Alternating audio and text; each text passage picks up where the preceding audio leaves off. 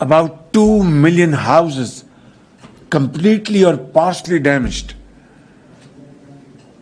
I have not seen in my entire lifetime this kind of devastation, which has not only crippled our economy, but has posed a challenge which Pakistan alone cannot negotiate with. $30 billion is the loss to our economy. And I'm very grateful to Secretary General of the United Nations, to multilateral institutions like IMF, World Bank, and UNDP, AIIB, and friendly countries around the globe who came to our rescue and to support us. But as I speak, we have already spent about $400 million to provide basic support to 2.7 million households. And this includes repurposed amounts as well, given by World Bank and other institutions. And about $575 million all told have been spent. Cash in kind have been contributed by friends and brothers around the globe. But now we have to go for rehabilitation, reconstruction of our infrastructure to put people back on their feet. It's a huge challenge that we have to put back people on the feet to the tune of 33 million. That is, I think, unprecedented in the contemporary history. Therefore, today this conference on resilient Pakistan is being undertaken, and I'm glad to announce and share with you, as you must have all known by now, that various representatives from various parts of the world, French President, President Macron, and Turkish President Erdogan, and other international dignitaries have either spoken through Zoom or through video messages, supporting and inspiring all of us to undertake this gigantic task. I would like to conclude by saying that Pakistan today, in consultation with its friends and institutions, presented comprehensive framework plan for resilient recovery, rehabilitation, and reconstruction, and includes a robust financing mechanism. We would be able to generate close to about $8 billion domestically, but we're looking forward to an amount of equal share of $8 billion internationally.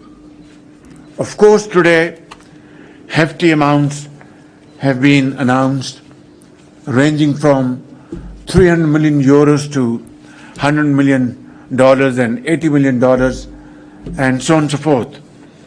Islamic Development Bank has announced a figure of $4.2 billion, which is one of the largest contributions so far during the progress of this conference. I want to say without any fear of contradiction that we look forward to working very closely with our great friend. I must tell you that people of Pakistan will remember you for all time to come. You don't know Urdu, yet you spoke the language. You don't know them, yet you were one of them, mixed with them, shook hands with them, and hugged them. Secretary General, I am personally obliged to you and very grateful to you. And you have inspired millions around the globe. Ladies and gentlemen, I am grateful for this wonderful arrangement made here in Geneva. I am very grateful to the host country, Switzerland, and very grateful to all relevant members, states, ministers, and other dignitaries who have been able to find time to participate physically in this conference. We are extremely grateful to all of them. And I want to make this statement categorically, without any fear of contradiction, that every penny will be spent in a most transparent fashion. I have put in place third-party validation mechanism so that every penny is accounted for and is invested in the interest of the needy and helpless people who have been badly affected by these ferocious floods. Thank you very much, and thank you all. Ladies and gentlemen of the media, I'm indeed very pleased to be joined by Prime Minister Sharif.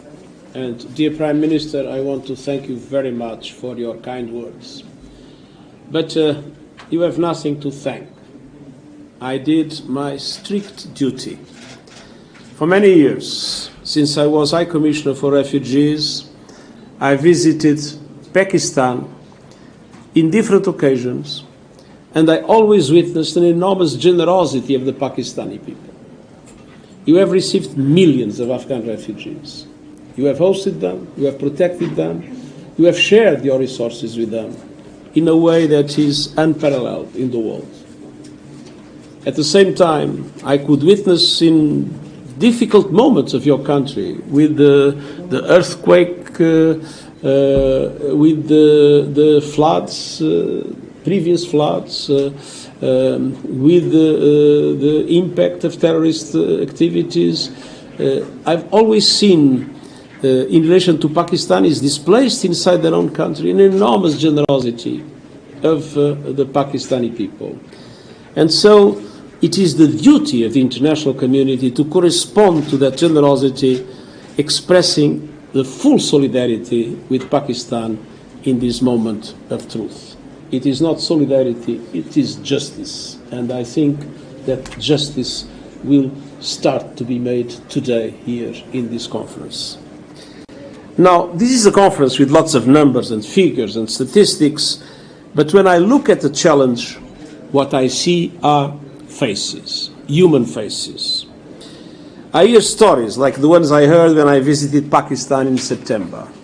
Stories of lost lives, lost jobs, lost crops, lost homes, lost communities. And stories of sacrifice, generosity, and solidarity. Now, this conference is focused on resilience. And I've seen resilience time and time again from the women and men of Pakistan. From enduring the scourge of natural disasters and terrorism, to Pakistan's long and proud history of welcoming, protecting, and supporting millions of Afghan refugees currently living in Pakistan. But that spirit of generosity and resilience needs to be matched with support for resilience from the global community. And it needs to happen in three fundamental ways. First, with massive investment, supporting Pakistan to rebuild homes, buildings, and infrastructure, to jumpstart jobs and agriculture, and ensure access to technology and knowledge to help withstand future disasters. And I hope this conference will be the beginning of this massive investment. Absolutely. Second, with revolutionary action on finance. In addition to natural disasters, Pakistan is also a victim of the man-made disaster of a morally bankrupt global financial system. A system that denies middle-income countries debt relief and concessional financing to invest in resilience and recovery, and that must change. I renew my call to global leaders and multilateral development banks to join forces and develop creative ways for developing countries to access debt relief and concessional financing when they need it most. And third, resilience requires meaningful climate action now. If there is any doubt about loss and damage, go to Pakistan. You'll see loss and you'll see damage and you'll see our common future. The decision taken at COP27 in Sharm el-Sheikh on loss and damage must be implemented. And developed countries must also deliver on their commitment to double adaptation finance and provide $100 billion annually in support to the developing world. But, ladies and gentlemen of the press, we are on the road to climate ruin. The 1.5 degree warming limit, universally agreed as the only way to safeguard our planet and our future, is on the verge of collapse. The risk is of irreversible collapse of the 1.5 degree goal. Moving as we are moving, we will get to 2.8 degrees of increased temperature. Imagine what will happen in Pakistan and everywhere in the world if things do not change. Now, as global greenhouse gas emissions continue to rise, we are all in danger. Today it's Pakistan, tomorrow it could be in your country. And I am deeply frustrated that global leaders are not giving this life or death emergency the action and the investment it requires. Because words are not enough. Without action, climate catastrophe is coming for all of us. So, dear Prime Minister, I stand with you and we stand with Pakistan. Now is the time to invest in the resilience of the Pakistani people, to mobilize massive investments from the world in order to pay tribute to the enormous generosity that the Pakistanis have always shown. Thank you very much. We will have time to take a few questions. I would like to give the first question to the President of the UN Correspondents Association. Please identify yourself as well with the media you represent. Good morning, Mr. Secretary General. Good morning, Mr. Prime Minister. On behalf of ACA News, the Association of Journalists accredited at Geneva, I would like to welcome you and wishing you a Happy New Year. My question to you, Mr. Secretary General, I'm working also for the Kuwait News Agency. You mentioned today in your opening remarks the need of moral financial global system. How can the UN help to create such a moral, global, ethical, global financial system? Thank you. Well, I think we have been very active in different circumstances, in different fora, with our own initiative on financing for development in the post-COVID situation, in our interventions in the G7, in the G20, and in the spring and autumn meetings of the World Bank and the IMF. It is very clear that the present system is biased. The system was conceived by a group of rich countries, and naturally it basically benefits rich countries.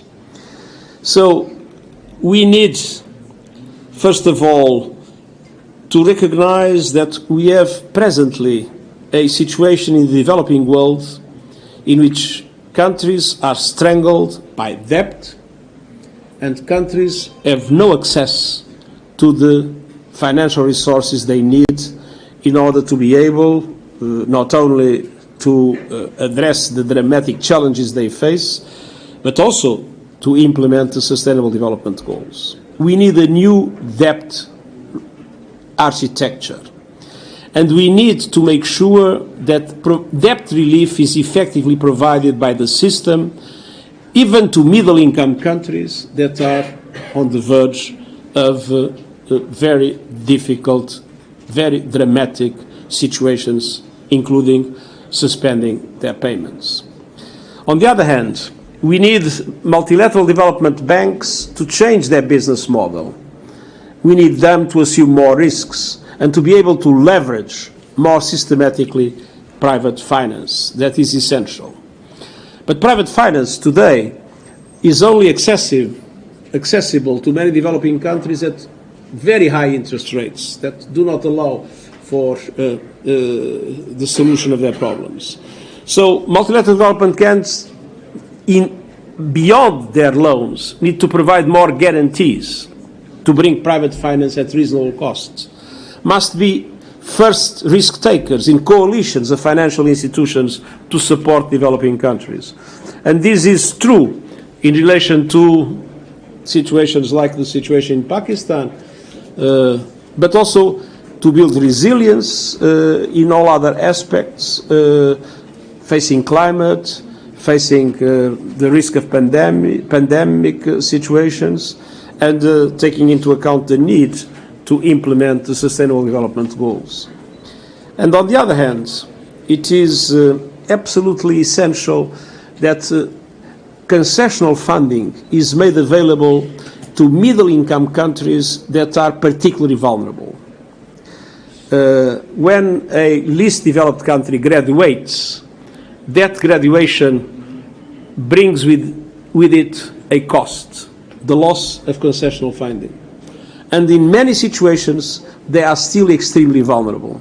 So we need to redesign our financial system in order to be able to take into account vulnerability and not only GDP when decisions are made about concessional funding to countries around the world. So there are many other aspects in which we are working hard, and I hope that member states that control the boards of these institutions will be able to implement the kind of reforms that are needed to establish more justice. Today, just to give you an example, my country, Portugal, even in this very difficult situation and with a very high debt to GDP ratio, is still being able to get funding at 3 or 4% of interest rate. I was with President Ruto of Kenya a few days ago, and he told me that when they are trying to go to the market to finance the country, the best offer they had was 14%. It shows that there is a basic injustice in today's system and that we need effective reform. Yeah. Let me go to Aj Television. Yunus. Yeah. My question with Prime Minister Nawaz Sharif, and I will ask in my own language, in Urdu. Sir आपने माजी में हमारे जब भी आफत वगैरह आई है और फंड हमें मिले तो हमेशा हमने यही देखा है कि उसकी शफाफियत के हवाले से सवाल उठाए गए, लेकिन ये बड़ी अच्छी और खुशाइंद बात है कि अभी आपने बात की है कि हमने इसके हवाले से थर्ड पार्टी के हवाले से हमने उस पर काम किया है, और क्या इसकी मज़ीद आप तफसील बताएंगे? Yes, this is in my speech today that these programs, through joint collaboration and with international support, will be undertaken in a very transparent fashion. I said in my speech that since I believe in this mechanism, therefore I had given clear instructions to my team that independent third party validation will be part and parcel of this program. All these interventions will be undertaken under these conditionalities.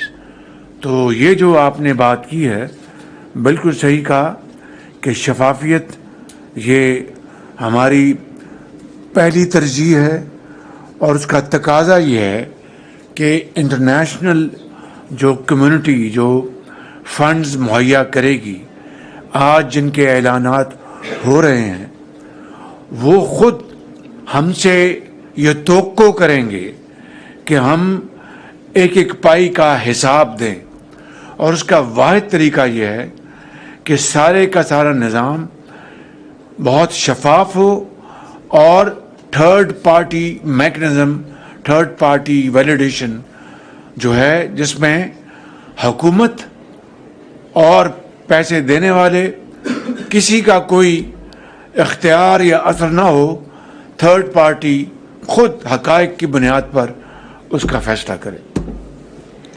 Thank you. Let me now go to AFP. I think the microphone is making its way to you.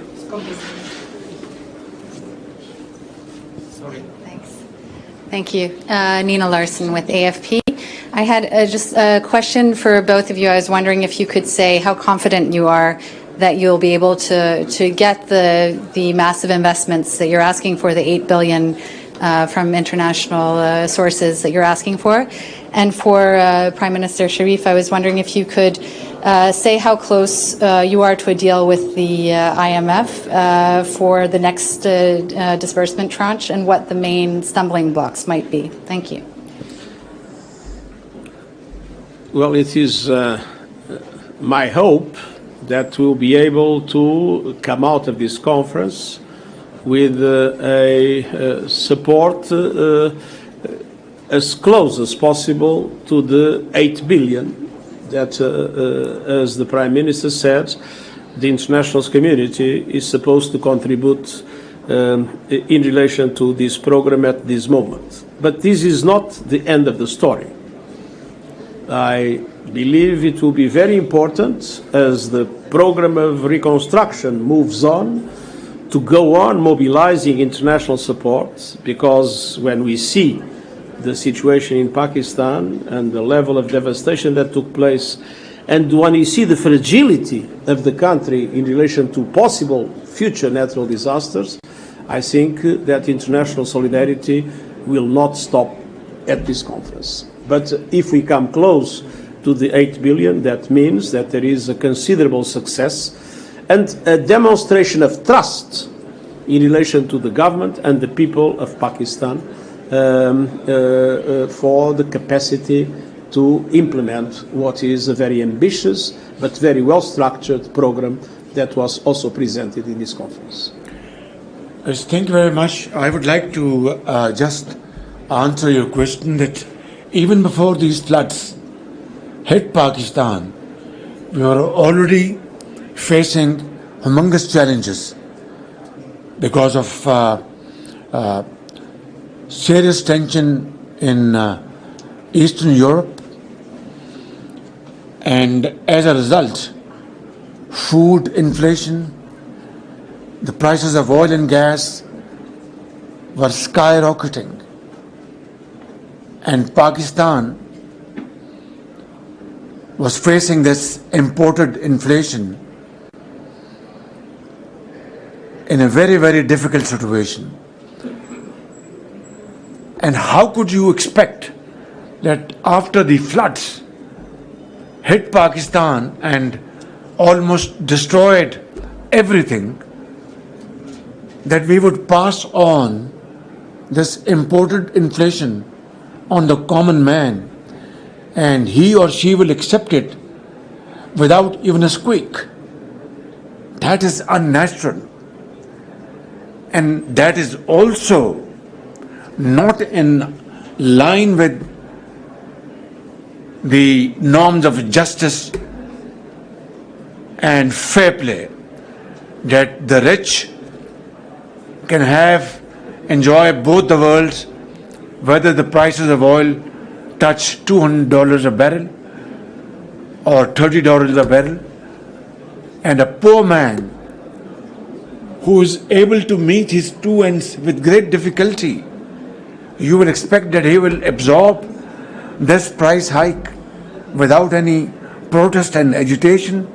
That is not human, strategy. That is not normal. It is absolutely abnormal. Yet we had to again connect with IMF and resurrect that agreement which was violated by the previous government, and accept even harsher conditionalities. So that is our challenge. And today, while we are complying with IMF conditionalities as best as possible, But how on earth can you expect from me that I am working out of Prime Minister's house and a poor man in the far-flung areas of Pakistan, in the sand dunes, in rocky mountains of Balochistan, or snow-covered peaks of KP, or plains of the province of Sindh, which have been, even today as you go over there, you will find standing water, which has destroyed their livelihood, that we should pass on this additional burden on them. It is nightmarish, to say the least. Yet, we are committed to IMF's program. We will do everything to comply with their terms and conditions, although I am constantly trying to persuade them that please give us a pause. I'm very grateful to Secretary General. He is also in touch with them. I spoke to the Managing Director the other day and tried to first assure her that we will comply with the terms and conditions. And B, I said, you are a wonderful person, wonderful human being. You have a heart of a gem, and you know the plight of poor people in developing countries. So kindly be considerate and compassionate and give us some breathing space. Well, this is an ongoing dialogue. I'm sure one day soon we will be able to convince them through logic and through facts. That said, regardless, we will comply with IMF program. Mr. Prime Minister, did you want to say something else, Secretary General? Well, I'd like to say that economic stability is very important. But let's not forget that the day we will all be dead, there will be perfect economic stability. Thank you so much, everybody. This is all the time that we have. Thank you very much. Thank you. Thank you. Thank you. Thank you, Mr. Prime Minister, Secretary General.